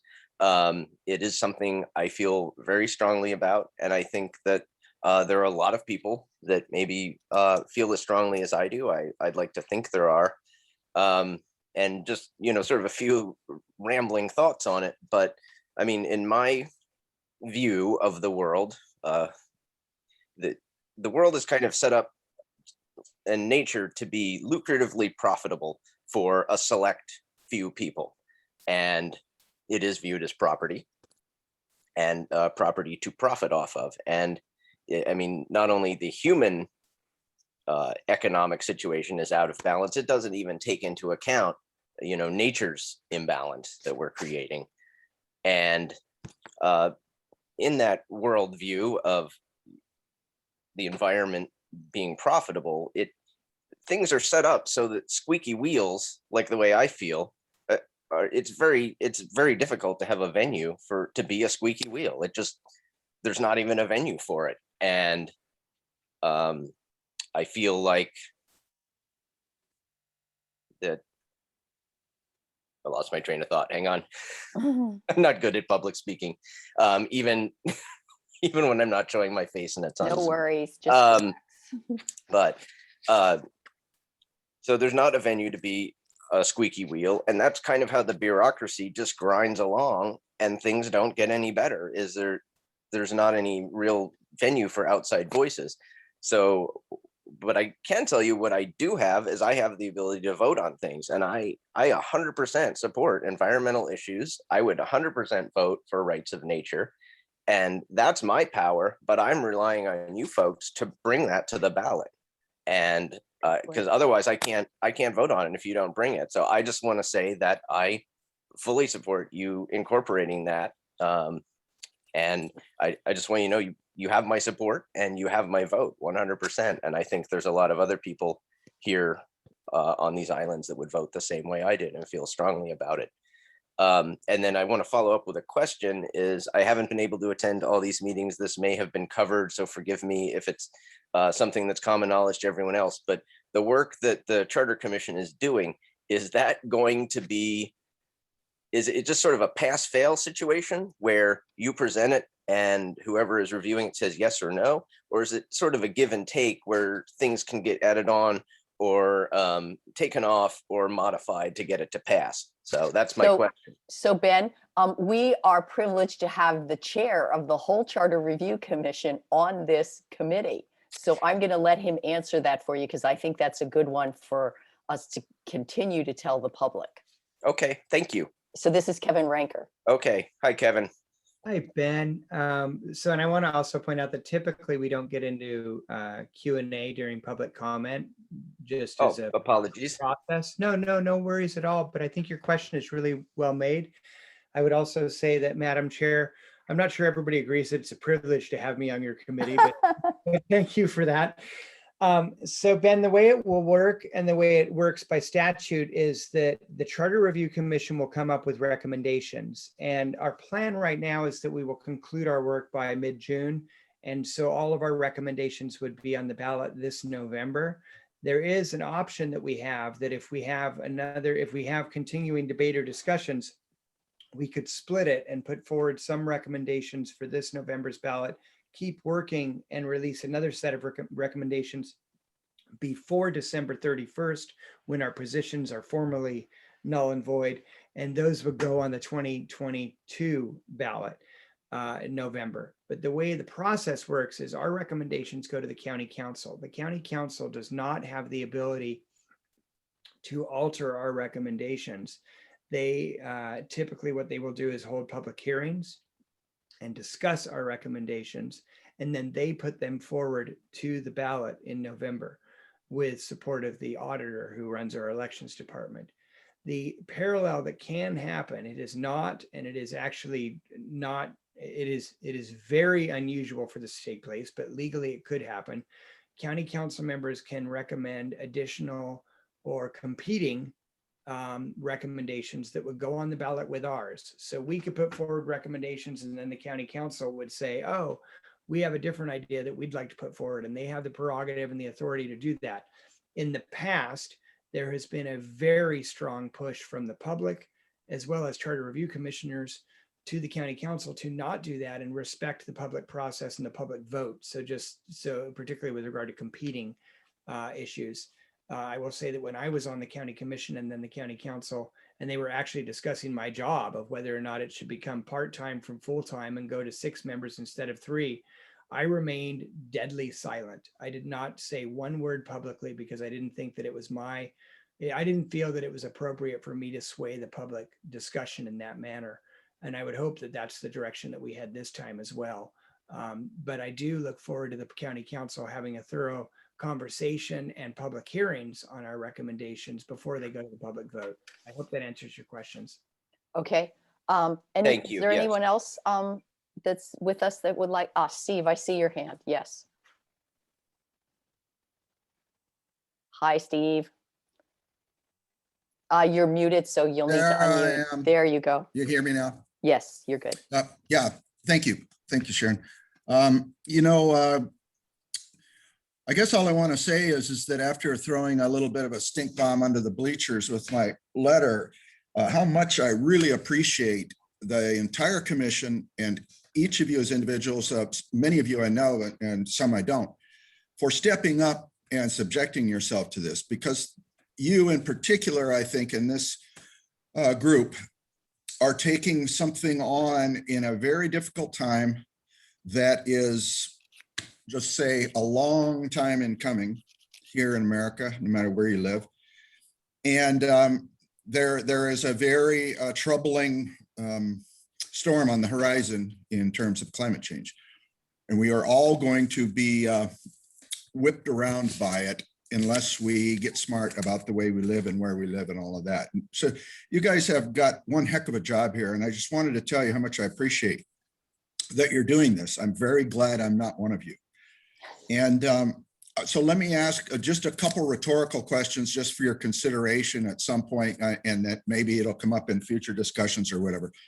And so a statement, to me, as a previous planner and a person that's been involved in a lot of policy development and reinvention, actually, of things, form rightly follows functional necessity. You can't do it the other way around. And so you've got to be very, very concise about what the function of this thing is that you're trying to invent, and put some edges on it, and then start to talk about form. And I'm not sure you have done that exactly, but I trust that to a certain degree you have.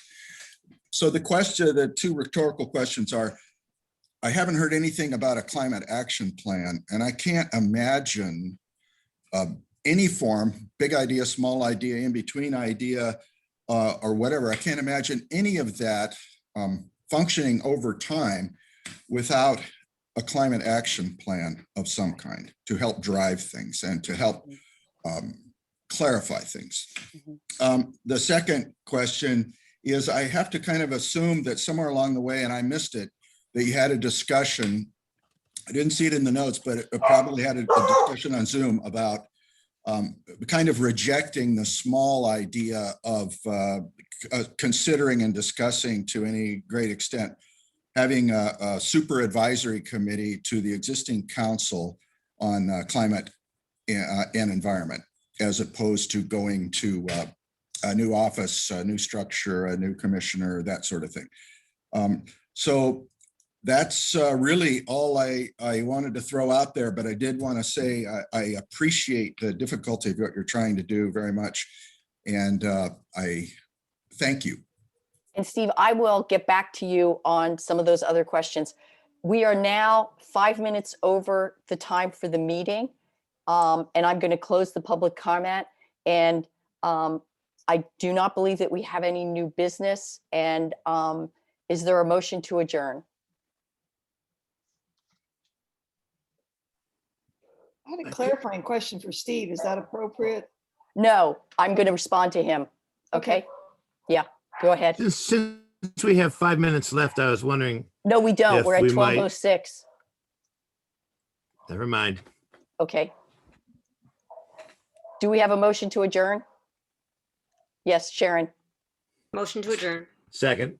Okay. Okay, we'll see you all this evening. Thank you. Good night or good afternoon. Bye.